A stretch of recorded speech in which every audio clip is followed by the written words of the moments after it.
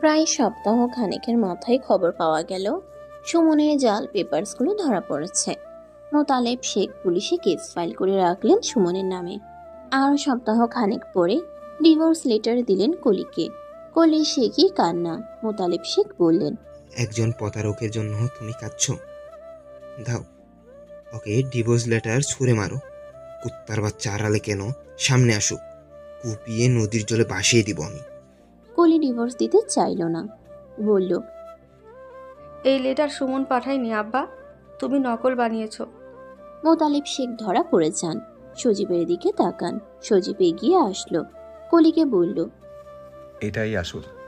সুমন পাঠিয়েছে আপনার জন্য। ওর বিবাহিত স্ত্রী আছে, আর উনি অন্তঃসত্ত্বা। কলি তা শুনে চিৎকার করে কাঁদল। ঠকে গিয়েছে সে, তাকে ঠকানো হয়েছে। কথা এসে ধরল কলিকে, মাথায় হাত বুলিয়ে সান্ত্বনা দিল।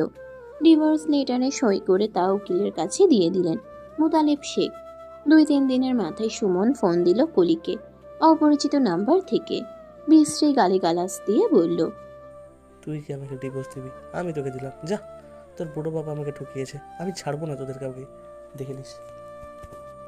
জানোয়ার, অমানুষ! ডিভোর্স লেটার কেন? তোকে মেরে আমি বিধবা হতে পারলে শান্তি পেতাম। বিশ্বাসঘাতক! সুমন ফোন রাখতেই কলি আবারও কান্নায় ভেঙে পড়ে, নিজেকে ঘরবন্দি করে রাখে। এত বড় বিপদ গেল পুরো পরিবারের উপর। হালিমা বেগম গিয়েও শান্তিতে থাকতে পারেননি। মেজো আর ছোট ছেলের বউ বাচ্চা নিয়ে আবারও হাজির। সুমনের কুকীর্তির কথা শুনে সবার চোখ কপালে। কতই না ভালো সেজেছিল ছেলেটি, আর দেখে মনেই হয়নি আস্ত একটা শয়তান। সজীবকে কত কিছু ভেবে নিয়েছিল তারা। আসলে মানুষ চেনা বড়ই মুশকিল। কথার মেজো চাচির এক ছেলে এক মেয়ে, তুরাক তুষি। ছোট চাচির একটাই ছেলে শুধু, আয়ান। তিনোটা মিলে সজীবের মাথা খায়। দুলাভাই ডেকে ডেকে। তুরাক ক্লাস 10-এ, তুষি 9-এ, আর আয়ান 7-এ পড়ে। সজীব এদের দেখে ভেবে পায় না এত ফাইজলামিও করে। দুলাভাই হওয়া যেন একটা অপরাধ। শুধু ভাই ডাকলে কি হয়, কথা তাদের কাণ্ড দেখে মিটিমিটি হাসে। কোম্পানির চেয়ারম্যান পদে মোতালেব শেখের পরবর্তী যে সজীব এসেছে তা বলার জন্য বিরাট আয়োজন করলেন তিনি। মেয়ের জামাই নয়, এ তার ছেলেই। তার উপর চোখ বন্ধ করে বিশ্বাস করা যায়। কোট টাই প্যান্ট এনে কথা দিয়েছিল অনেক আগে। সজীব প্যান্ট শার্ট পরে বসেই রইল আগেকার মতো। কথা এসেই সজীবকে দেখে বিস্মিত হলো। ফোনের মেসেজ টোন বাজলো সজীবের। সজীব কথার দিকে তাকালো। কথা ইশারায় তাকে ফোন তুলতে বলল। সজীব ফোন হাতে নিল। মেসেজে লেখা, শার্টের উপরে কোট পরতে হবে, টাই পরতে হবে। ঠিক আছে, একটু বাইরে যেতে হবে। কাকে? কথাকে। বের হয়ে গেল কথা, ঠোঁটে হাসি। কিছুক্ষণ পর আবার মেসেজ এলো কথার ফোনে। তাই পড়তে অসুবিধা হচ্ছে। আবার রুমে প্রবেশ করলো কথা। মেসেজ লিখতে লিখতে এগোলো। আমি পরিয়ে দিচ্ছি, শিখে নিয়েছি আমি। সজীব ফোনটা বিছানায় রাখলো। কথা সজীবের সামনাসামনি গিয়ে দাঁড়ালো। তাকালো না সজীবের দিকে। তাই বাধাতে ব্যস্ত হয়ে পড়ল। কপাল কুঞ্চিত তার। সজীব চোখ তুলে কথাকে দেখল। কপালে ভাঁজ পড়েছে। কয়টা পড়েছে গুনতে লাগলো সজীব। আশ্চর্য, কপালের ভাঁজগুলো গোনা যায়। কথাটাই পড়ানো শেষ হলে সজীবের দিকে তাকালো। কপালে হাত দিল তাড়াতাড়ি। সজীবের ধ্যান ভাঙল। কথার দিকে একবার তাকিয়ে আবার ঘুরে গেল। কথা ভাবলো, কি হলো ব্যাপারটা? লোকটা কিছু বললো না কেন? কথা মেসেজ পাঠালো, আজ কোম্পানিতে আপনার প্রথম দিন। বেরোনোর সময় মুরব্বীদের সালাম করবেন। ইতি আপনার বোবা বউ। মন খারাপ হয়ে গেল সজীবের। সে কি কখনো বোবা ডেকেছে কথাকে? কথা বলে ডাকার আগেই কথা বেরিয়ে গেল ঘর থেকে। সজীবের আহ্বানকে নিঙ্গানোর সাহস এই প্রথম দেখালো কথা। মানুষটা একটু নিজের মতো করে বাঁচুক, ভালো থাকুক। বাড়ির মুরব্বীদের সালাম করলো সজীব। মার্জিয়া তার মাথায় হাত রাখার সাথে সাথে মায়ের চেহারা ভেসে উঠল সজীবের।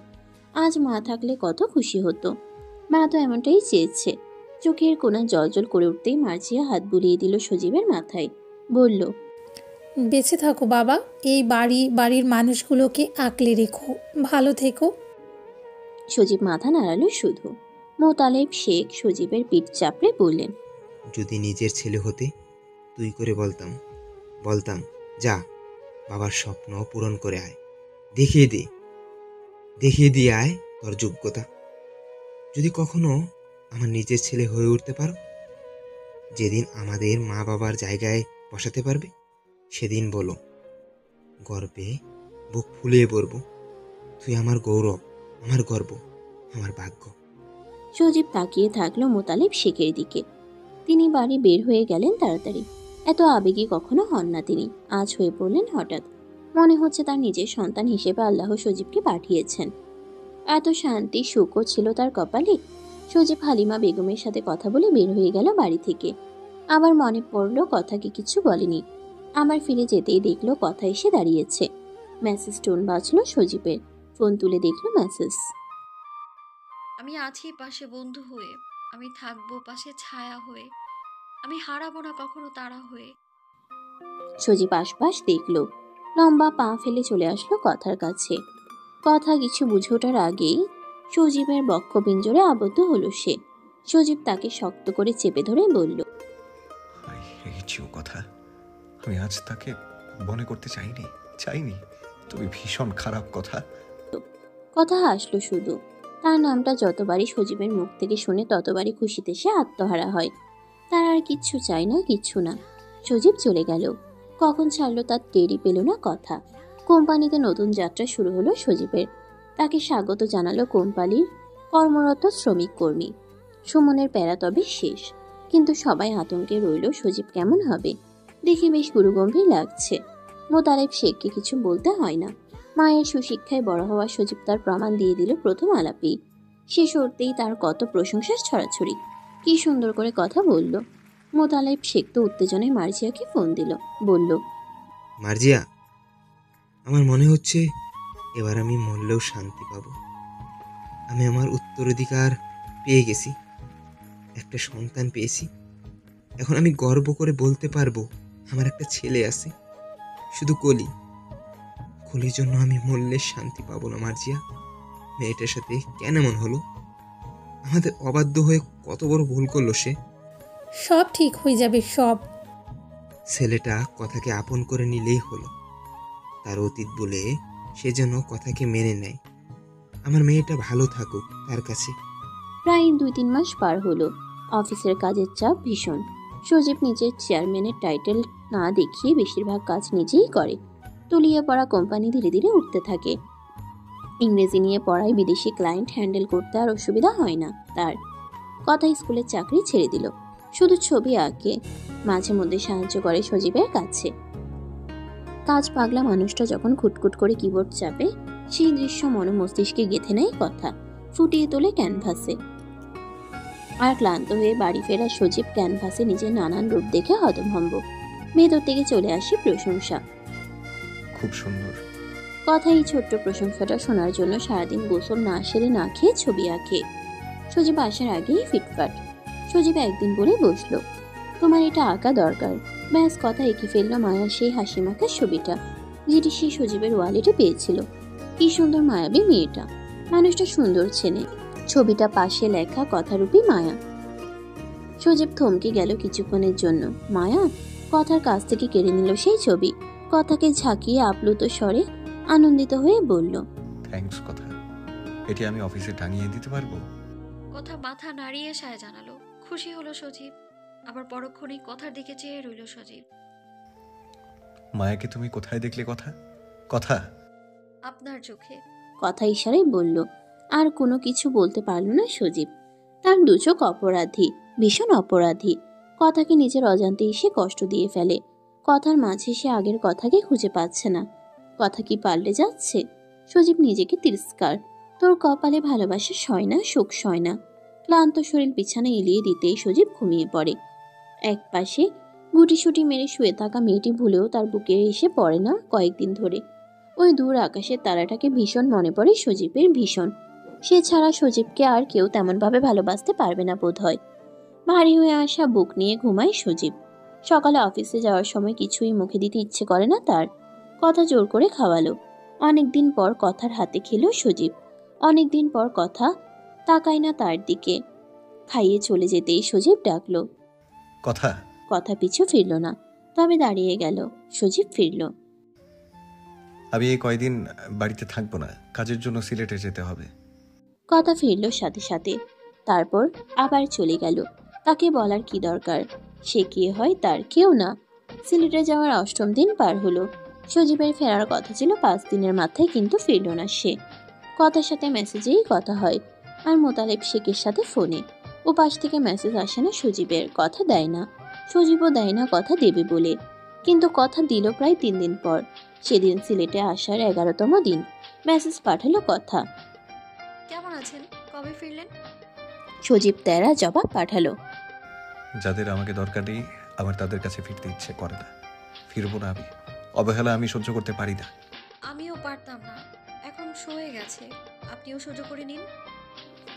ঝিরি ঝিরি বৃষ্টি মাথায় নিয়ে সেদিন 11:30টার দিকে সিলেট থেকে ফিরল সজীব। কাউকেই জানায়নি সে ফিরবে। মার্জিয়া তাকে দেখে চুলোয় ভাত বসালেন। ছেলেটা কি ঠান্ডা ভাত খাবে? কথা তখন ঘুমিয়ে পড়েছে। সজীব ঠেলার সাথে সাথে দরজা খুলে গেল। এই মেয়েটার বদ অভ্যাস এখনো ঠিক হয়নি। দরজা খুলে ঘুমানোর অভ্যাসটা ছাড়বে কখন? কথা গুটিসুটি মেরে ঘুমোচ্ছে। সজীব চেঞ্জ করে মুখ হাত ধুয়ে নিল। মার্জিয়ার ডাক ভেসে আসছে নিচ থেকে। সজীব তো খেয়ে এসেছে। সজীব নিচে গেল, মার্জিয়াকে বলল, আমি খেয়ে এসেছি, আপনি শুধু শুধু এসব করছেন না, যান ঘুমিয়ে পড়ুন। মার্জিয়ার মন খারাপ হলো। ছেলেটা তাকে আম্মা ডাকে না, আপনি আপনি করে বলে। নিজের জঠর থেকে জন্ম না দিলে আসলেই মা হওয়া যায় না। মার্জিয়া মন খারাপ হতে দেখে সজীব ঘরে গিয়ে শপিং ব্যাগটা নিয়ে আবার নিচে নেমে এলো। মার্জিয়ার দিকে বাড়িয়ে দিয়ে বলল, আপনার জন্য, মিস্টার শেখের জন্য আর কথার আপুর জন্য এনেছি। কথার জন্য? জি এনেছি, ওটা ঘরে।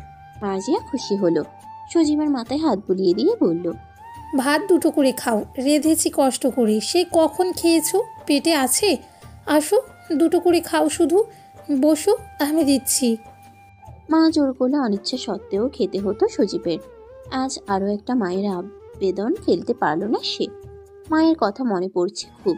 কেন মা এত একা করে চলে গেল? গাল ভরে সে আম্মা ডাকে না কতদিন, মায়ের বকুনি শুনে না কতদিন, মায়ের আদর খায় না কতদিন, মায়ের কোলে মাথা রেখে ঘুমায় না কতদিন। দুনিয়ার এত কঠিন নিয়ম কেন? চলেই যখন যাবে এত টান তৈরি হয় কেন? মায়া মমতায় ভালোবাসায় জালে আটকে ফেলে উপরওয়ালা আবার কেড়ে নেয় কেন? ভালোবাসার মানুষগুলো থেকে গেলে কি হয়? মার্জিয়া নিজ হাতে খাইয়ে দিল সজীবকে। বলল, আমি খাওয়াই? তোমার মা নাকি তোমাকে খাইয়ে দিত? সজীব এক দৃষ্টে চেয়ে থাকে মার্জিয়ার দিকে। ভাত মুখে নিয়ে বসে থাকে। মার্জিয়া মাথা নিচু করে ভাত মাখতে মাখতে বলে, খাও। সজীব মুখ নাড়িয়ে খেলো। খাওয়া শেষ হলো। মার্জিয়া বলল, তোমার শাশুড়ি না আমি, মা ডাকতে পারো, আর তোমার শ্বশুরকে বাবা। তোমার ইচ্ছা, জোর নেই। সজীব চলে যেতেই যাচ্ছিল। মার্জিয়া বলল, কাল তোমার আমার কবরটা জিয়ারত করে আসিও। আচ্ছা। আর তোমার বাবারটাও একদিন গ্রাম থেকে ঘুরে আসিও। কথা যাবে? মার্জিয়া খুশি হলো। কথাকে নিয়ে যাওয়ার কথা বলবে তিনি ভাবেননি। বললেন, আমি বলবো যাওয়ার জন্য। ও যাবে না, বলার দরকার নেই। আচ্ছা। সজীব চলে গেল। মার্জিয়া হাসলো। বইয়ের উপর এগে আছে নাকি? কথা তখনও বেঘোর ঘুম। বাইরে বৃষ্টি এখনো থামেনি। সজীব কাজ খুলে দিল। ঠান্ডা বাতাস আসছে। কথা এসি বন্ধ করে ঘুমোচ্ছে। সজীব ঘরের লাইট জ্বালিয়ে দিল। যদি কথার ঘুম ভাঙে? না, ঘুম ভাঙলো না। কথাকে ডাকলোও না সে। পাশে গিয়ে শুয়ে পড়ল। কথা নড়াচড়া টের পেয়ে সে ফিরল কথার দিকে। কথা চোখ পাকিয়ে তাকিয়ে আছে তার দিকে। অস্বাভাবিক নয় কিছু, স্বাভাবিক চাহনি। সজীবের এখানে থাকাটা স্বাভাবিক। কথা এক হাত বাড়িয়ে সজীবের গাল ছুলো, নাক, কপাল, ঠোঁট। না, এ তো সত্যি সত্যি। সজীব কথার কাণ্ড দেখলো চুপচাপ। কথা হাত নিয়ে ফেললো দ্রুত। ও পাশ মুখ করে শুয়ে থাকলো। মানুষটা কখন এসেছে, আসবে তাকে জানানোর প্রয়োজন মনে করেনি। আজও মানুষটার কেউ হয়ে উঠতে পারলো না কথা। প্রিয়জন হওয়া এত সহজ নয়। কথা হয়তো তা কখনো পারবেও না। প্রিয় মানুষের স্মৃতি সহজে ভুলার নয়। প্রিয় মানুষগুলো হারিয়ে যায় ঠিকই, কিন্তু স্মৃতিগুলো ভীষণ পুরায়। কি করবে কথা? পারে না সহ্য করতে, পারে না মানিয়ে নিতে। হিংসে নামক বস্তুটি আঁকড়ে ধরে তাকে।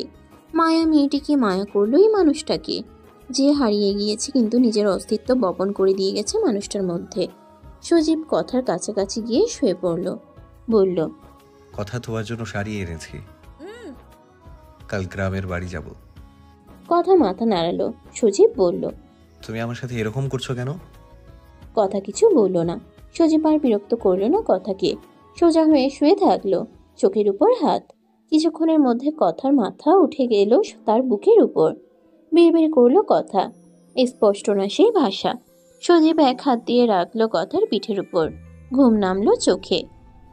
সকাল 10টার দিকে গ্রামের উদ্দেশ্যে রওনা দিল সজীব, সাথে কথা। মনে হচ্ছে বহুদিন পর যেন কাকে দেখতে পাচ্ছে। কত আশা নিয়ে তার পথ চেয়ে আছে কেউ একজন। দুরু দুরু বুক নিয়ে সজীব গাড়ি থেকে নেমে হাঁটা ধরলো গ্রামের দিকে। পথ ঘাট মাটি বায়ু যেন সব চেনে সজীবকে। ঠান্ডা হাওয়া বইছে তার হাতের মুঠোয় কথার হাত। কথা চেয়ে তার দিকে, গ্রামকে যেন গিলে খাচ্ছে সে চোখ দিয়ে, কাকে যেন খুঁজছে। কয়েকটা কলেজের স্টুডেন্ট দাঁড়িয়ে পড়লো তাকে দেখে, সালাম দিল। কেমন আছেন স্যার? এটা কি আমাদের ম্যাডাম? গ্রামে কতদিন থাকবেন? এই জাতীয় প্রশ্ন ছুড়ল সজীব। তাদের প্রশ্নের উত্তর দিয়ে ছুটল বাড়ির দিকে।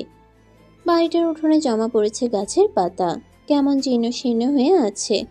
ঘরের দরজার কাছে শুয়ে আছে একটি কুকুর, যেন পাহারাদার সেই বাড়ির। সজীব বাড়িটার দিকে তাকিয়ে রইল এক দৃষ্টে। দরজা খুলে হাসি মুখে আম্মা বের হয়ে আসলো না, খুশি হয়ে ডাকলো না আব্বা। এই সজীব আয় বাবা, ভেতরে আয়। সজীব তাকিয়ে থাকলো দরজার দিকে। মনে হলো কেউ দাঁড়িয়ে আছে এলোমেলো শাড়ি গায়ে। তাকে দেখে মুচকি হেসে বলল, আমার জন্য চকলেট এনেছেন? না আনলে আজ ঘরে ঢুকতে দেব না। কথা চাইল সজীবের দিকে। চোখের কোণা টলমলে সজীবের। কথা চোখ ফিরিয়ে নিল। সজীব এদিক ওদিক তাকিয়ে দেখলো যেখানে আম্মা করলা গাছ লাগাতো, নানান ধরনের সবজি গাছ লাগাতো, নেই গাছগুলো, কিছুই নেই। আম্মা নেই, তাই কিছু নেই। সজীব বিড়বিড় করল, আম্মা তুমি না গেলেও পারতে। শাশুড়ি বউ মিলে প্ল্যান করে চলে গেলে আম্মা, আর আমাকে রেখে গেলে। তোমাদের অভাব আমাকে বড্ড কষ্ট দেয় আম্মা, বড্ড পুরায়। আর আমি আমার সাথে কথাকে পুরাই। আমি ভালো নেই আম্মা, আমি ভালো থাকতে পারছি না, কথাকে ভালো রাখতে পারছি না। তোমার আর মায়াকে ভীষণ মনে পড়ে, ভীষণ। চাবি দিয়ে দরজা খুলতে গেল সজীব। তালাটাতে ময়লা জমেছে, খুলতে ভীষণ কষ্ট হলো। এবার নতুন তালা লাগিয়ে দিয়ে যাবে। ঘরের ভেতর ঢুকতেই চারপাশ হাহাকার। কথা সজীবের দিকে তাকিয়ে তাড়াতাড়ি সব জানালা দরজা খুলে দিল। বাড়িটা আলোকিত হয়ে উঠল। রান্নাঘর থেকে সেই টুংটাং শব্দ ভেসে এলো না, না ভেসে এলো মায়ের সেই ডাক, আপা খেতে আয়, আজ তোর পছন্দের রান্না করেছি। সজীব হেঁটে হেঁটে গেল রান্নাঘরে। মাথায় হাত দিল সজীব। ব্যথা হচ্ছে ভীষণ। আম্মা কেন নেই? নেই কেন আম্মা?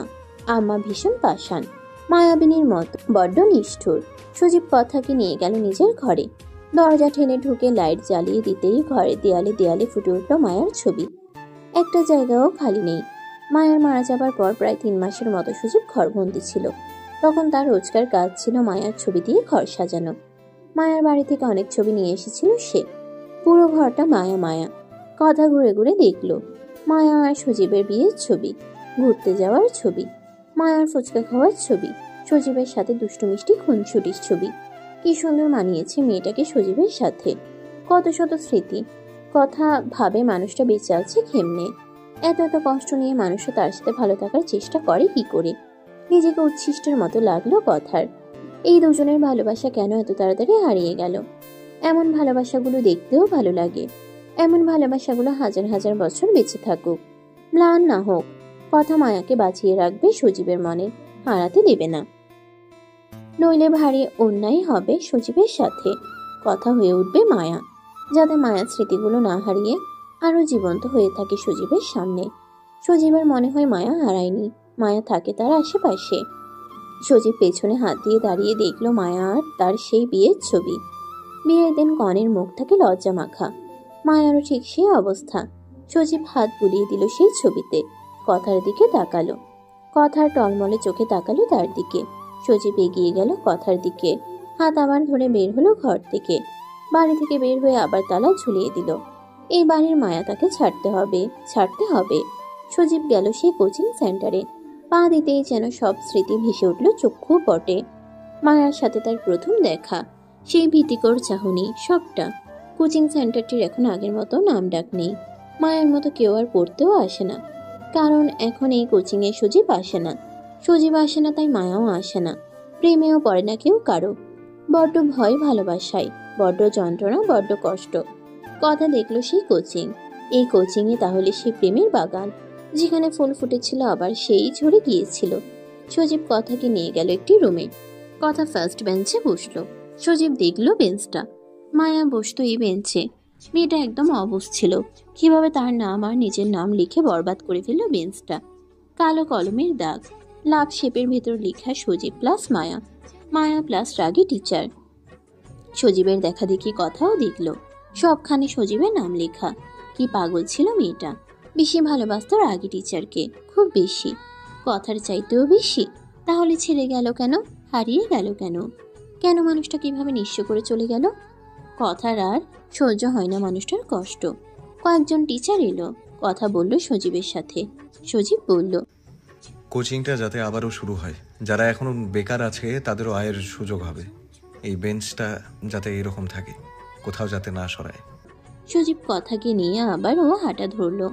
গেল মায়ার বাড়িতে। আফজাল হোসেন আর মাজেদা কেঁদে উঠল সজীবকে দেখে। সজীব মাথা নামিয়ে দাঁড়িয়ে থাকলো। কথাকে দেখে ঝাপটে জড়িয়ে ধরলো মাজেদা। হাত ভুলিয়ে ঘন ঘন আদর করে দিয়ে বলল, কতদিন মেয়েটাকে ছুঁই না, আদর করি না, একদম স্বার্থপরের মতন চলে গেল আমাদের ছেড়ে। আমাদের কথা ভাবেনি, ছেলেটা কথাও ভাবেনি, ছেলেটাকে ভেঙে চুরে দিয়ে চলে গেল হারামি। কথার চোখেও জল। ভাবলো সে একটা মেয়ে কতগুলো মানুষকে নিঃস্ব করার ক্ষমতা রাখে। মাজেদা রান্না বসালো কথা আর সজীবকে। কাজ করে আবার কাঁদে। পুরোটা সময় কাঁদলো মায়া মায়া করে। কথা চোখ মুছে নিল, রান্নায় সাহায্য করলো। মাজেদা বলল, ছেলেটাকে ভালো রেখো মা, আমি তাকাতে পারি না ওই ছেলের দিকে। হাহাকার করে বুকটা। তার মাটাও তো তাকে ছেড়ে চলে গেল। তুমি ছাড়া এখন ওর পাশে কেউ নেই, তাকে কখনো ভুল বুঝো না, পাশে থেকেও আঁকলে রেখো মা। কথার গাল বেয়ে জল গড়ালো। মায়া দোষী, ভীষণ দোষী। কেন ছেড়ে চলে গেল?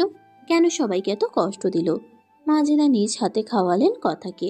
মাথায় তেল দিয়ে চুল আশ্রে দিয়ে দিয়ে কাঁদলেন। বললেন, আমি মাথায় তেল দিয়ে দিলে মেয়েটার নাক ছিটকাতো, মাথায় তেল দিতে চাইতো না একদম। এত বাজে মেয়ে ছিল। কথা চুপচাপ শুনল সবটা। ইস, মেয়েটা কি এসব দেখছে? তাকে তার প্রিয়জনগুলো কত ভালোবাসে দেখছে। সন্ধ্যার দিকে বাবার কবরের দিকে গেল সজীব। কথা দূরে দাঁড়িয়েছিল। বাবার কবর জিয়ারত করালো সজীব। কবর ছুঁয়ে বলল, আব্বা, তোমার পাশে মাকে আমি দিতে পারিনি, আমায় ক্ষমা করো আব্বা। আমি এতটাই ভেঙে পড়েছিলাম, আমার হুঁশ ছিল না, আমায় ক্ষমা করো আব্বা। সজীব বাবার কবরের পাশ থেকে এক মুঠো মাটি নিল, একটি পলিথিনের প্যাকেটে। মায়ের কবরের পাশে ফুল গাছে দেবে এই মাটি। আফজাল সাহেবের অনুরোধে মায়াকে তাদের বাড়ির সামনে মসজিদের পাশেই দাফন করা হয়, যাতে মেয়েকে তিনি রোজ মসজিদে গেলে দেখতে পান। মাজেদাও দেখতে পায়। মায়ার কবরে গেল সজীব। কবরের আশেপাশে ফুলের গাছ লাগিয়েছে মিজানার আফজাল হোসেন। মেয়ের আর বোনের মাটির ঘরের উপরটা সাজায়, পরিষ্কার ঝকঝকে করে রাখে তারা। কথার মাথায় সাদা ওড়না পেঁচানো, চোখ দুটো তার অসম্ভব লাল। দূরে দাঁড়িয়ে রইল সে। কবর জিয়ারত করিয়ে সজীব বসে পড়ল কবরের পাশে। কবরের মাটিতে হাত দিতেই চোখ থেকে গরম জল খসে পড়ল, মিশে একাকার হয়ে গেল কবরের মাটিতে। চোখ তুলে একটি গাছ থেকে সে গাঁদা ফুল ছিঁড়ে কবরের একপাশে গেঁথে দিল। বলল, আমি তোমাকে আজও ভালোবাসি মায়াবতী, আজও। তোমাকে বোধহয় ভালো না বাসলে আমি নিজেই নিঃশেষ হয়ে যাব। তোমাকে ভালো না বেশে আমি থাকতে পারি না। তোমাকে ভোলার যতই চেষ্টা করি ততবার তোমার স্মৃতিগুলো আমার মনে পড়ে, চোখের পাতায় ভেসে ওঠে। আমার রাতের ঘুম কেড়ে নেয়, আমার কাজের মনোযোগ কেড়ে নেয়। তুমি চলে গিয়েছো ঠিক, কিন্তু আমাকে ছিন্ন ভিন্ন করে গিয়েছো। তারপরও আমি চাই তুমি ভালো থেকো, যেখানেই থাকো ভালো থেকো। আলবিদা প্রিয়তমা, আলবিদা। কবরের দিকে তাকিয়ে পিছু পিছু হেঁটে সজীব চলে যায়। হাতের মুঠোয় থাকা মাটিগুলো ওই প্যাকেটে ভরে এগিয়ে দেয় কথার দিকে। বলে, কথা এই মাটি আম্মার কবরের পাশে দেব, তার ঘরের রানী আর স্বামীর কবরের মাটি। তারা তিনজনই ভালো থাকুক। কথা বলতে না বলতেই কথার সম্মুখে চোখে জল ছেড়ে দেয় সজীব। গলার ভেতর থেকে কথা আটকে আটকে আসে। কথাও কেটে দিল। মাথা নাড়িয়ে ঘন ঘন বোঝাতে চাইল, কাঁদবেন না, আমি সহ্য করতে পারি না, আমার সহ্য হয় না আপনার এত কষ্ট। সজীব আঙ্গুল দিয়ে মায়ের কবর দেখিয়ে দিল। এলোমেলো সুরে বলল, দেখো না কথা, ও কিভাবে আরাম করে শুয়ে আছে, কিভাবে শুয়ে আছে কথা। প্রিয়জনকে কাঁদিয়ে এভাবে কেউ ঘুমায়? ঘুমায়? আমি তো পারি না কথা। তুমি পারবে? পারবে? পারবে না, কিন্তু ওই মায়াবিনী সব পারে কথা, সব। সে এত মায়া জানলে আমি কখনো তাকে ভালোবাসতাম না। সে আমার সাথে এত বড় ছলনা করবে জানলে আমি তাকে কখনো ভালোবাসতাম না। ও জানতো আমি আমার সবটা দিয়ে ওকে ভালোবাসি, ও জানে, ও জেনেই এমনটা করলো। কথা টিস্যু বের করে গাল মুছে দিল সজীবের। সজীব কথার হাত সরিয়ে শক্ত করে জড়িয়ে ধরল কথাকে। তার চোখের নোনা জলে ভিজে গেল কথার কাঁধ। এই শক্তপোক্ত মানুষটা এভাবে কাঁদতে জানে? কাঁদুক, কেঁদে আজ হালকা হোক ব্যথা। সজীব ফোপাতে ফোপাতে বলল, তুমি ওকে হিংসে করো না কথা। ও নেই এই পৃথিবীতে, পৃথিবীর কোনো প্রান্তে। তুমি ওর জন্য আমার সাথে রাগ করবে না, আমাকে অবহেলা করবে না, আমাকে ছেড়ে চলে যাবে না। ও আর আসবে না কথা, ও আসবে না। কথাও কাঁদল। সে ভুলের উপর ছিল, মায়াকে আর হিংসে করবে না সে। আজীবন ভালোবেসে সজীবের কাছে থাকবে, পাশে থাকবে, আগলে রাখবে। তারপরের দিন শহরে চলে এলো কথা আর সজীব। আসার সময় মাজেদার শেখই কান্না। মিজান আর আফজাল সাহেবও কাঁদলেন। মাজেদা কথাকে ছাড়তেই চাইলেন না। কথা তাদের সবাইকে শহরে চলে আসতে বলল। মিজানের চাকরি সজীবের কোম্পানিতে, সে ম্যানেজারিং পদে থাকবে। গ্রামের শিক্ষিত যুবকগুলোকেও চাকরির আবেদন করতে বলে আসলো সজীব। তার বন্ধুরাও সব তার আন্ডারেই কাজ করে। কৃতজ্ঞতার শেষ নেই সজীবের প্রতি। এভাবে চলল আরো কয়েক মাস। সময় চলতে থাকে তার নিজস্ব গতিতে, থেমে থাকে না কারো জন্য, কিছুর জন্য। আমরা যে বলি প্রিয়জন মরে গেলে আমরাও মরে যাব, আমরাও শেষ হয়ে যাব। আসলে সত্যি এটাই, আমরা মরি না, আমরা বেঁচে থাকি। আমরা মানিয়ে নিই, আমাদের মানিয়ে নিতে হয়। কারোর জন্য কেউ মরে না, মরে যায় স্বপ্নগুলো। স্মৃতির কালো পাতায় তা রয়ে যায়, কিন্তু মুছে যায় না। কথার লড়াই তার প্রাণ পুরুষকে ভালো রাখার, ভালোবাসার, যাতে মানুষটা সে আগের রূপে ফিরে আসে। কথার মাঝে ভালোবাসার মানুষটাকে খুঁজে পাই। পাগলের মতো ভালোবাসা মানুষগুলোর প্রতি আমরা কেন না কোনো সময় ঠিকই দুর্বল হয়ে পড়ি, ঠিকই তাদের ভালোবেসে ফেলি। সজীবও তাই। সে কথাকে ভালো না বাসতেও ভালোবেসে ফেললো। কথার অবহেলায় সে হয় চূর্ণ বিচূর্ণ, কথার দুঃখে হয় দুঃখিত, কথার হাসিতে সেও হাসে। কথার চোখে সেই মায়াবী চোখ দুটো খুঁজে পায়, সে আগের সবকিছু, যার প্রতি প্রশ্বাস তার নাম আওড়াত। তাকে খুঁজে পায় সজীব, যে তার গালের সাথে গাল লাগিয়ে বুকের মধ্যিখানে মাথা রেখে বিড়বিড় করত, আপনি শুধুই আমার। সজীব ভাবে আবারও সে ভালোবাসলো কথাকে। কথাও হারিয়ে যাবে না তো, তাই সে দেখায় না কথার প্রতি তার দুর্বলতা। কথাকে কথায় কথায় বলে, কথা না বলা বাকি তুমি ভালোবাসার মাত্রা কমাও। আমার ভয় হয় হারানোর, আমি আর কিচ্ছু হারাতে পারবো না, কিচ্ছু না। কথা হাসে, প্রিয় মানুষের কাঁধে মাথা রেখে তার মনের সাথে ফিসফিস করে, আমি কম ভালোবাসতে জানি না, মাত্রা কমাতেও জানি না। আমি শুধুই ভালোবাসতে জানি, একটু বেশি বারবার ভালোবাসি। প্রথম সন্তানের পর দ্বিতীয়বার আবারও ঘর আলো করে মেয়ে সন্তান জন্ম নেয় শেখ পরিবারে। হালিমা বেগম মনে করেছিলেন এবার একটা পুত্র সন্তান হবে তার ছেলের, কিন্তু সে আগের ঘটনা দ্বিতীয়বার পুনরাবৃত্তি ঘটতেই বেশ নাখুশি হন তিনি। কিন্তু মুখে হাসি সরেনি মোতালেব শেখের। এই যেন ছোট্ট আরেকটি পুতুল, গোলগাল মুখের পুতুলটি তিনি না থাকতে হয়তো সেই ছোটবেলার জ্বর কাশিতেও আক্রান্ত হয়ে পরপার হতো। মার্জিয়া সহ্য করতে পারত না এমন নয়, শাশুড়ির খোঁটা তিনি সইতে পারতেন না। তাই ছোট্ট বাচ্চাটি যখন ম্যাঁ করে কেঁদে উঠত তিনি দৌড়ে যেত, কিন্তু যখন তার দিকে তাকিয়ে মিটমিট করে হাসত তখন বুকে যেন রক্তক্ষরণ হতো মার্জিয়ার। আল্লাহ তাকে কেন পুত্র সন্তান দিল না? আবার এও জানা গেল সে আর মা হতে পারবে না, তার জীবনে রিস্ক আছে। মোতালেব শেখ 2 সন্তানকে নিয়ে বেশ খুশি, আর সন্তান দরকার নেই তার। দেখা যেত বড় মেয়ে কলিকে মার্জিয়া একটু বেশি আদর যত্ন করত, আর ছোট মেয়ের বেলায় গাফিলতি। হালিমা বেগম তো দুটোকেই দেখলে নাক সিটকাতো, কিন্তু যখন সেই ছোট ছোট বাচ্চাগুলো কথা বলা শিখলো, সারাক্ষণ পাখির মতো কিচিরমিচির শব্দ করতো বাড়িতে। 2 বোন মিলে কখনো কখনো উচ্চস্বরে হাসি, আবার কখনো একসাথে ঝগড়া। তখন একটু একটু মন গলতে শুরু করলো হালিমা বেগমের। দিনে দিনে বাড়িটার প্রাণ হয়ে উঠলো বাচ্চা দুটো। মোতালেব শেখের কাছে হয়ে উঠল রাজকন্যা। দিন শেষে রাতে তারও বাড়ি ফেরার তারা মেয়ে দুটোর জন্য।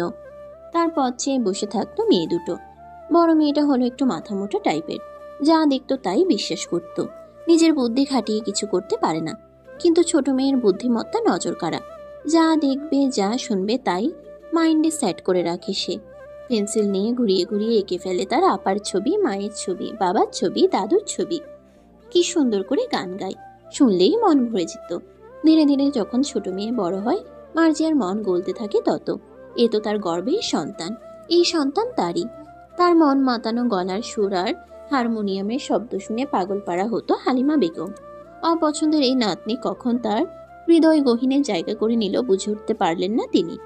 তিনি বুঝলেন ছেলে সন্তানই সবকিছু নয়, মেয়েরাও সব পারে, মেয়েরাও বাবার দায়িত্ব নিতে পারে।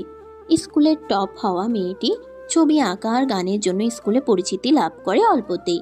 তার খ্যাতি ছড়িয়ে যায় দ্রুত, কিন্তু বাদ সাথে তার গলার ব্যথা। মার্জিয়া মনে করলো গান গাওয়ার কারণে গলা ব্যথা হয়, তাই তিনি কথাকে গানের জগৎ থেকে দূরে দূরে সরিয়ে রাখলেন। কিন্তু কথা কি তার মানে? তার শিল্পী মন গুনগুন করে গান গিয়ে ছবি আঁকে।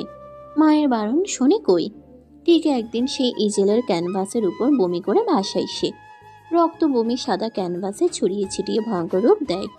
সেই দিনের পর আর গান গাইতে পারল কই। ডাক্তার সিটি স্ক্যান করিয়ে জানায় যে তার স্মরণালীতে টিউমার বাসা বেঁধেছে। শীঘ্রই অপারেশন করিয়ে সেই টিউমার অপসারণ করতে হবে, নইলে বিরাট সমস্যা হয়ে যেতে পারে। এমনি ক্যান্সারের সম্ভাবনা, তাদের মৃত্যুও ঘটতে পারে। ভয়ঙ্কর রোগের এই ভয়ঙ্কর অপারেশনের পরে কথা শুধু গান গাওয়া নয়, কথাও বলতে পারল না। তার কথা চিরতরে বন্ধ হয়ে গেল। বাচাল মেয়েটি ধীরে ধীরে হয়ে পড়ল শান্ত। তার দুঃখ এটা নয় সে বাকিদের মতো কথা বলতে জানে না, তার দুঃখ এটাই সে মন ভরে মাকে আর বাবাকে ডাকতে পারে না, আপা ডাকতে পারে না, তার নাম কাউকে বলতে পারে না, গান গাইতে পারে না। কথা বলতে না পারার শোকে সে ছবি আঁকা বন্ধ করে দিল। কিন্তু তার পাশে তার উৎসাহদাতা হয়ে দাঁড়ালো তার পরিবার, মা, বাবা, দাদু। কথা বলতে পারছে না তো কি হয়েছে, শুনতে তো পাচ্ছে। অনেকবার এমন হয়েছে কথা বলার চেষ্টা করতে গিয়ে আবার গলা ব্যথা শুরু হয়ে গিয়েছে কথার। আল্লাহ কেন গলার স্বর কেড়ে নিল? কি অপরাধ তার? রান্নাঘরে কুটকুট তরকারি কাটতে কাটতে মার্জিয়া চোখে জল মুছলেন। সজীব চুপ হয়ে দাঁড়িয়ে দেখল, বলল, কাঁদবেন না আম্মা, যা হয়ে গিয়েছে তাকে তো আর ফেরানো যায় না। আমি ভেবেছিলাম কথা জন্ম থেকেই বাক প্রতিবন্ধী। মার্জিয়া আবার গাল মুছলেন। সজীব কফির মগ হাতে নিল, বলল, আমি যাই। মার্জিয়া মাথা নাড়ালো। কথা তখন রুমে ছবি আঁকায় ব্যস্ত, তার আর সজীবের ছবি। ব্রাশে শেষ রং লাগানোর সময় সজীব এসে হাজির। দরজা বন্ধ করে কথার পেছনে এসে দাঁড়ালো, তার কাঁধে চিবুক রেখে বলল, কথা রানী, আপনার কফি। সজীবের সামনে ফিরল কথা। অদ্ভুত অদ্ভুত শব্দ করে কথা বলার চেষ্টা করলো সে, যেন এই শব্দগুলো সে সজীবের জন্য উৎপত্তি করে, আর সজীব যেন সে ভাষা বুঝতে পারে। সজীব চোখ উপরে তুলল, বলল, আমি জানি আপনি ছবি আঁকছেন, কিন্তু কফিও খাওয়া যায় ম্যাডাম। কথা গলা কাত করে চাইল সজীবকে, যেন সে সজীবকে বুঝিয়ে ক্লান্ত। সজীব কথার হাত তুলে ব্রাশে থাকা রঙগুলো লাগিয়ে দেয় কথার মুখে। চোখ বড় বড় করে ফেলে কথা, ঠোঁট ফোলায়। হেসে দেয় সজীব। তার হাসি দেখে কথা আরো রাগে। ব্রাশটা সজীবের দিকে এগিয়ে দিতেই পালায় সজীব। কফির মগ টেবিলে রেখে সে লুকোয় খাটের পেছনে। কথা দৌড়ই তার পিছু পিছু। আজ রং লাগিয়ে দিয়ে একদম ভূত বানিয়ে ছাড়বে। কথা খাটের পেছনে গেলে হেসে ওঠে সজীব, মুখে হাত দিয়ে ছুটে আবার ধপ করে খাটে শুয়ে পড়ে বালিশ টেনে নেয় মুখের উপর। মোক্ষম সুযোগ হাতছাড়া করল না কথা। জোরে টান দিয়ে নিয়ে ফেলল সে বালিশ। তারপর আধশোয়া হয়ে শুয়ে সজীবের কপাল থেকে থুতনি অবধি রং লাগায়। সজীব আর বাধা দিল না, সে খাঁচায় আটকা পড়েছে। কথা হাসতে হাসতে ব্রাশটা দিয়ে ইচ্ছে মতো রং লাগিয়ে দিল সজীবকে। ভূত বানিয়ে ছাড়লো। ভাবলো এই মশাই এত শান্ত কেন? রং লাগানো শেষে ওঠার সময় ঘটল আরেক বিপত্তি। কথাকে টান দিয়ে ফেলে তার উপর ঝুঁকে পড়ল সজীব। কথা স্তব্ধ। ডাগর ডাগর চোখ মেলে সে সজীবের উদ্দেশ্যে বোঝার চেষ্টা করলো। তাকে অবাক করে দিয়ে সজীব তার গালের পাশে লাগালো কথার গালে। নিজের মুখে সব রং মাখিয়ে দিয়ে সে রাঙিয়ে দিল কথার মুখ। চুপটি করে দেখা ছাড়া কিছুই করতে পারল না কথা। রং মাখা শেষে সজীব যখন স্থির দৃষ্টি রাখলো তার মুখের উপর, তখন বালিশ টেনে মুখের উপর রাখলো কথা। সরালো না। সজীব তার মাথা ফেলে রাখলো সে বালিশের উপর, হাসলো। বালিশের নিচে চাপা পড়া কথাও হাসলো। সময় থেমে থাকে না। নিজের স্বকীয়তা বজায় রাখতে তার আপ্রাণ চেষ্টা, কিন্তু থেমে থাকে কলির মতো কিছু ঠকে যাওয়া মেয়ের জীবন। যারা পাগলের মতো ভালোবেসে আগলে রেখে অপর মানুষটার কাছে ঠকে যায়, তখন নিজেকে দ্বিতীয়বার সুযোগ দেওয়ার কথা ভাবাও যেন অপরাধ। ওর নাই, কিন্তু জীবনটাকে আরো একবার সুযোগ দিলে মন্দ হয় না। এক অপরাধীর জন্য সে কেন এভাবে দিনের পর দিন ধুকে ধুকে মরবে? সুমনকে শাস্তি দেওয়ার অনেক রাস্তা খোলা ছিল, কিন্তু কলি দেয়নি।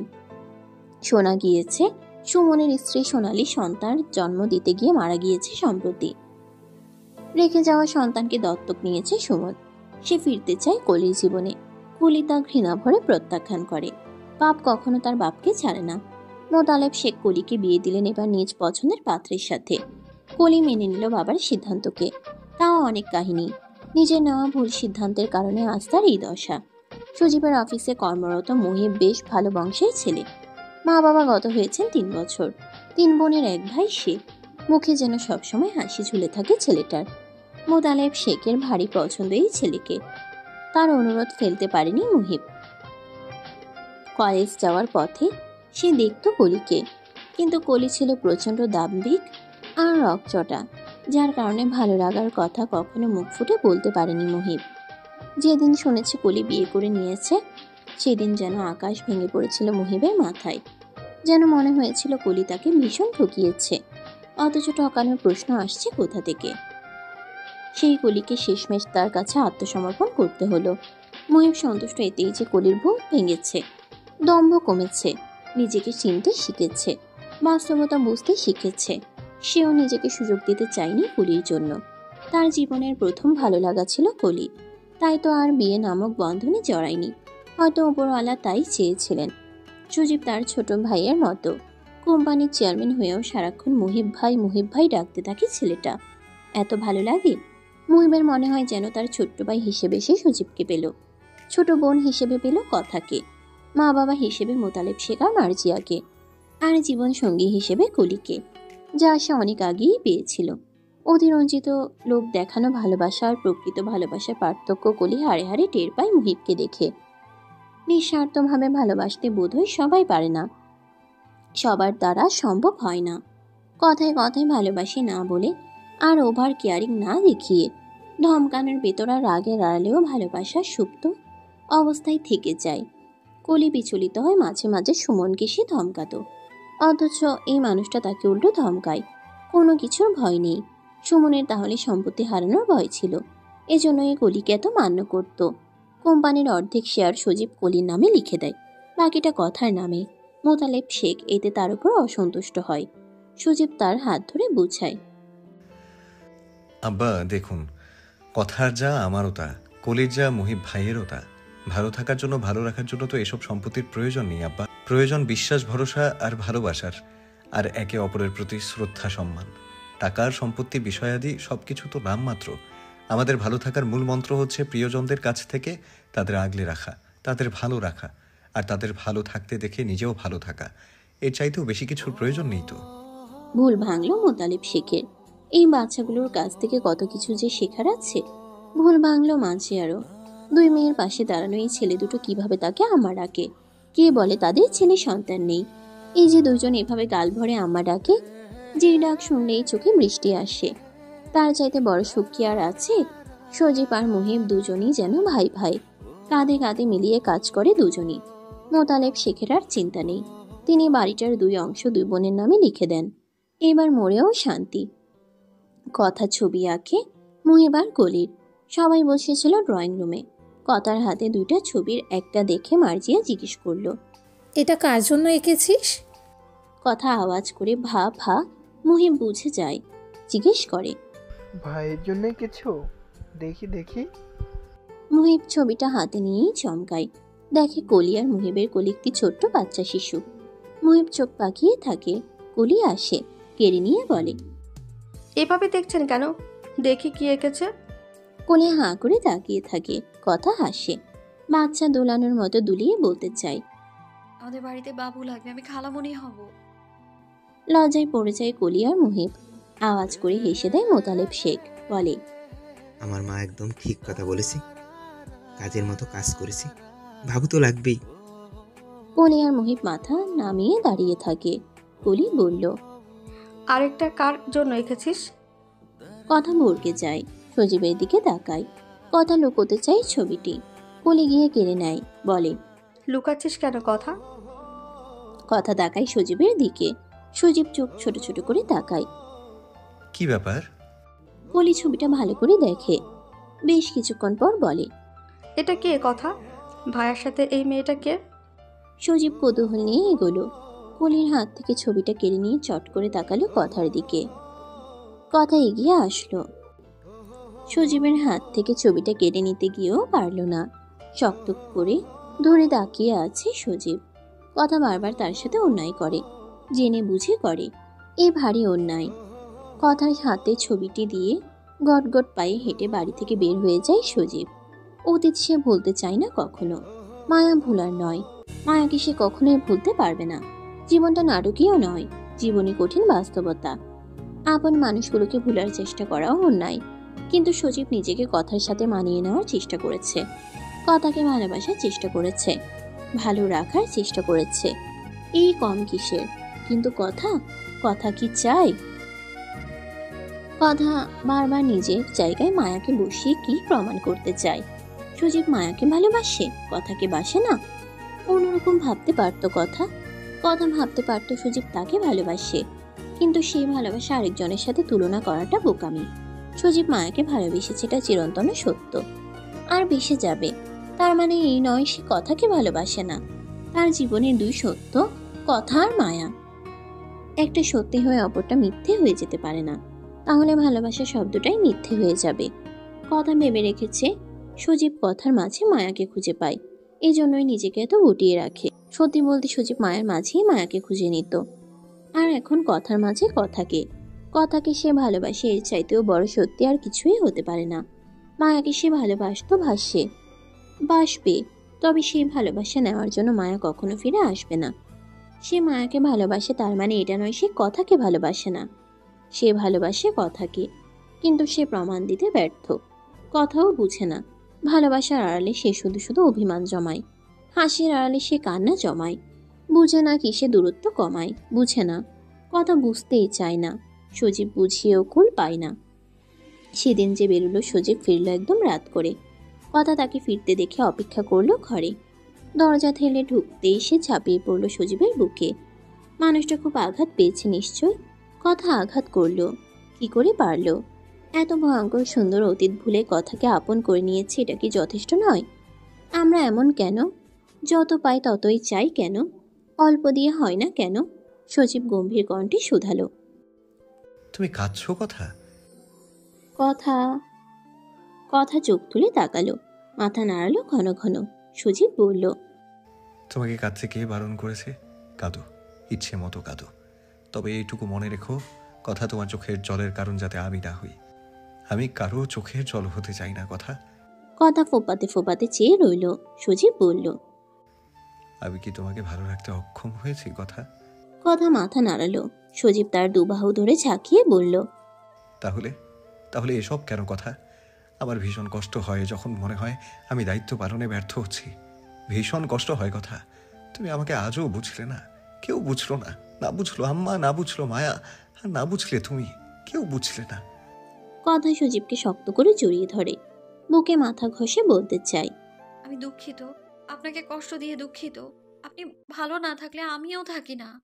সজীব তার হাতটা রাখলো কথার মাথায়, চুলের ভাঁজে ঠোঁট ছুঁয়ে দিয়ে বলল, তোমাকে আমি ভীষণ ভালোবাসি। চুপ কথা, তুমি কেন বুঝেও বোঝো না?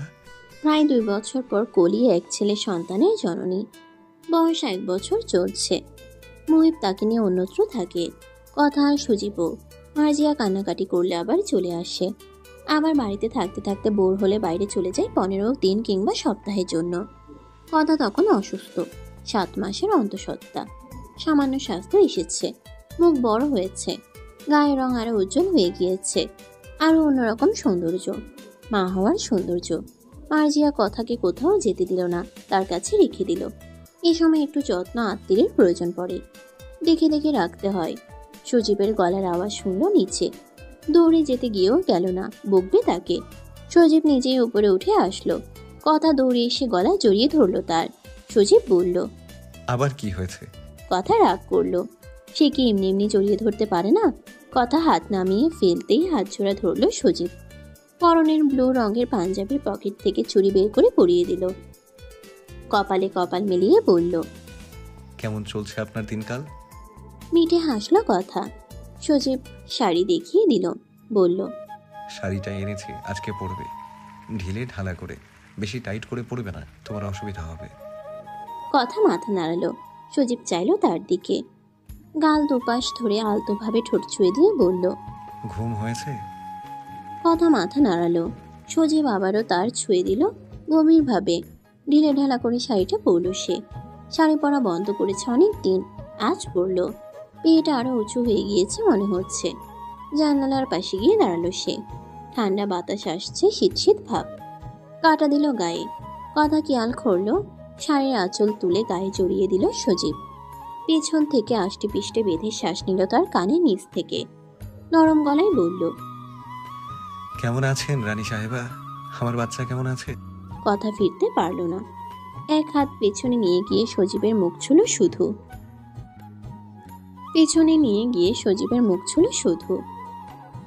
আবেশে চোখ বন্ধ করলো। সজীব তার উত্তর পেয়ে গেল। সজীব তার কানের কাছে তপ্ত শ্বাস ছেড়ে জিজ্ঞেস করলো, একটি জিনিস দেখবে? কথা মাথা নাড়ালো। সজীব তাকে ছেড়ে একটি ডায়েরি নিয়ে আসলো। এসে আবারও একইভাবে বেঁধে ফেললো কথাকে। তারপর ডায়েরির পাতা উল্টাতে উল্টাতে বলল, এটা কি বলতে পারো? কথা মাথা নাড়ালো। সজীব বলল, এটা ডায়েরি। এই ডায়েরিতে কিসের গল্প লেখা আছে জানো? কথা না জানালো। সজীব বলল, এটা এক ঘাড় তারা জামাই শ্বশুরের কাছে নিজের ছেলে হয়ে ওঠার গল্প। এক পাষাণ নির্দয় একরোখা ছেলের একজন দায়িত্ববান স্বামী হয়ে ওঠার গল্প। এই গল্প ভেঙে গুড়িয়ে যাওয়া এক মধ্যবিত্তের জীবন সংগ্রামের গল্প। এই গল্পে আছে প্রতারক, বিশ্বাসঘাতক, আবার প্রবল ভালোবাসাবাসীর মানুষ। তুমি জানো কথা, এই গল্পে এক করুণ প্রেমের কাহিনীও আছে, এক করুণ প্রেমের গল্পও আছে। সেই প্রেমের বেদনার কথা লেখা আছে গল্পে। শুধু একটা নয় কথা, আরও একটা প্রেমের গল্প লেখা আছে, যে প্রেমের সাথে আমি এই মুহূর্তেও জড়িয়ে আছি। এই গল্পে এক নীরব প্রাণী আছে যে ভালোবাসি বলতে পারে না, কিন্তু ভালোবাসতে জানে, স্বামীকে আগলে রাখতে জানে, ভালো রাখতে জানে, শাস্তি স্বরূপ চিমটি মারতে জানে।